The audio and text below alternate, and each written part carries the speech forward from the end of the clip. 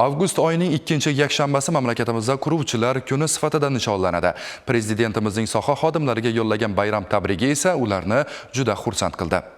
Davlat rahbari qayd etganidek, bugun qurilish sohasi nafaqat mamlakat qiyofasini o'zgartirmoqda, balki iqtisodiyotning muhim tarmoqlaridan biriga aylangan. Muhtaram prezidentimizning biz quruvchilarga yo'llagan bayram tabrigini eshitib juda xursand bo'ldik.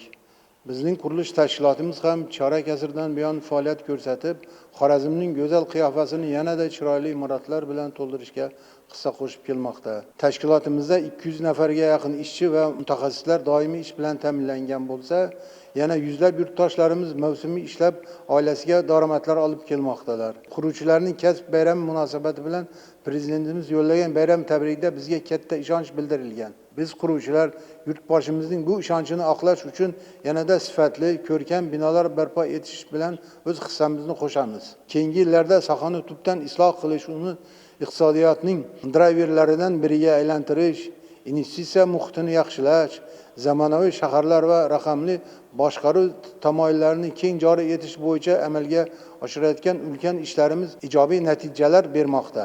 Fursatdan foydalanib, barcha quruvchilarni kasb bayrami bilan qurilish tashkilotimiz nomidan qizg'in tabriklayman.